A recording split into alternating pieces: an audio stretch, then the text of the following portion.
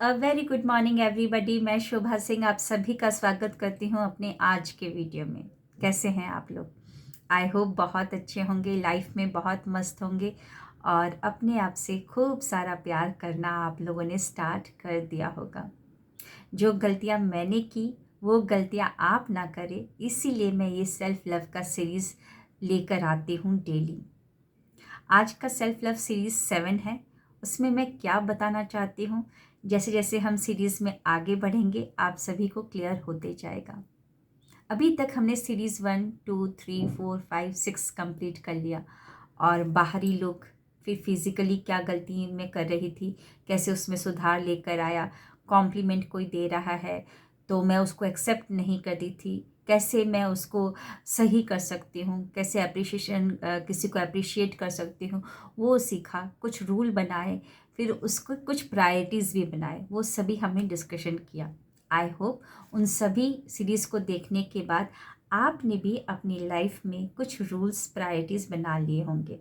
जैसे कि ऑफिस अगर सुबह है तो शूज़ पॉलिश करने का सुबह टाइम नहीं मिलेगा तो ऑब्वियसली मैं रात को ही पॉलिश करके सो जाऊंगी कपड़ा, या अगर आप जेंट्स है तो रात को ही मैं पॉलिश करके सो जाऊंगा।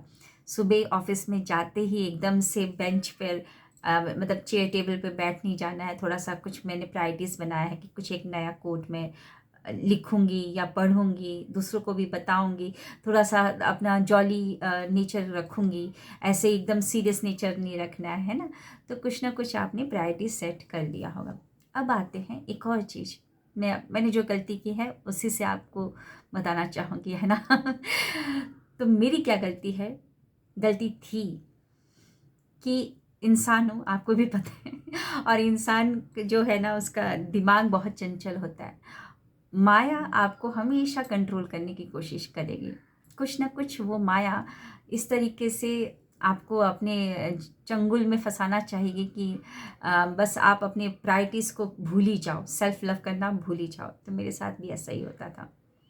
मैंने अगर प्रायोरिटी बनाया है कि सुबह उठकर मैं मेडिटेशन करूँगी, तो आज मैंने रूल बनाया कि हाँ, मैं सुबह 4 बजे उठकर मेडिटेशन करूँगी। 4 से 5 बजे 1 घंटा मैं अपने सोल को दूंगी। सुबह शांत वातावरण रहता, कोई जगह भी नहीं रहता, उस समय किसी और लोगों की डिमांड भी नहीं होती कि शोभा ये दे दो मुझे, शोभा चाय दे दो, शोभा नाश्ता पैक कर लो। वो समय सिर्फ मेरा। तो सुबह 4 बजे की मैंने रूल एक प्रायोरिटी सेट कर लिया। वो तो सेट कर लिया, लेकिन उसके बाद ये रूल बनाने के बाद कुछ नेक्स्ट डे जैसे ही अलार्म बजता है तो मैं उस अलार्म को बंद कर दिया। फिर दूसरे दिन फिर से अलार्म बजा, फिर थोड़ी देर जगी, फिर सोचा कि किस लिए जगना है, क्या करना है, ये सोचा और वो फिर से अलार्म बंद कर दिया। अब ये अलार्म सिर्फ मेरे ही कानों में तो नहीं जा रहा है, मेरे और भी जो सदस्य हैं जो उस रूम में, उनके भी कानों में जा रहा है। और वो लोग भी, उनको भी पता है कि शोभा ने 4 बजे का अलार्म लगाया है। और वो लोग मुझसे पूछते भी कि तुम उठी थी मेडिटेशन करने के लिए? मैंने बोला कि नहीं, नहीं उठ पाई मैं। फिर दूसरे दिन पूछा कि तुम्हारा अलार्म बजा था उस समय, मेरी भी नींद टूट गई, क्या तुम उठी थी मेडिटेशन करने के लिए? नहीं, आज भी नहीं उठ पाई। तो मैं आपको क्या बताना चाहती हूँ, रूल हम ही बनाते हैं, प्रायोरिटीज़ हम ही सेट करते हैं और ब्रेक करने वाले भी हम ही होते हैं। तो दूसरों से हम क्या एक्सपेक्ट करेंगे कि वो हमको सीरियसली ले, हमको थोड़ा वैल्यू दे।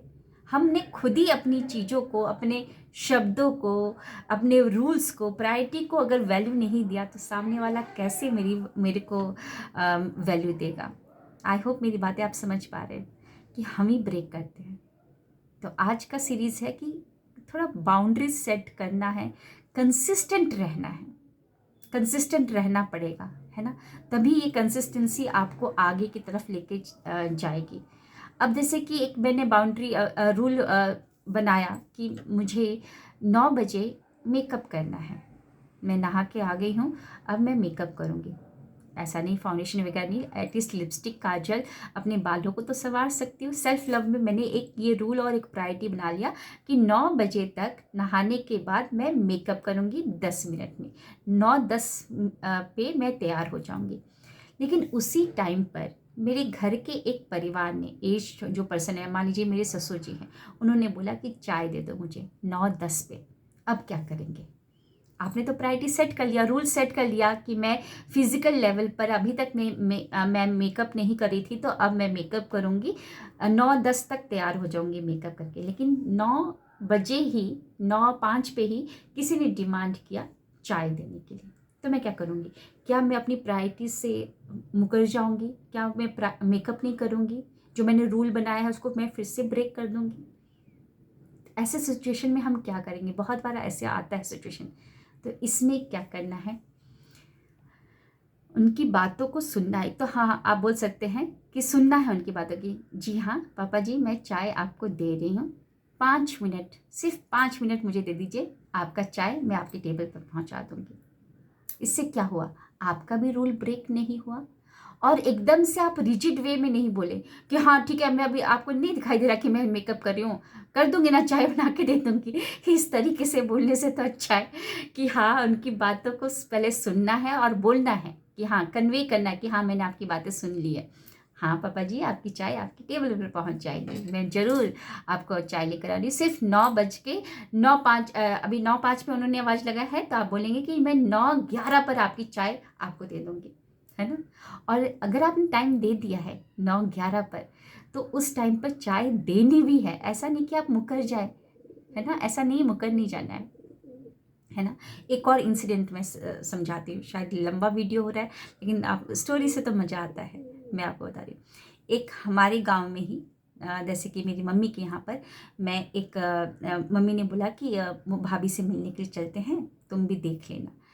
वो भाभी मतलब कि तैयार हो रही थी, जैसे रूम में तैयार हो रही थी, हम पर्दे के बाहर यानी कि जो लिविंग हॉल है वहाँ पर बैठे थे उनको देखने के लिए, उनसे मिलने के लिए।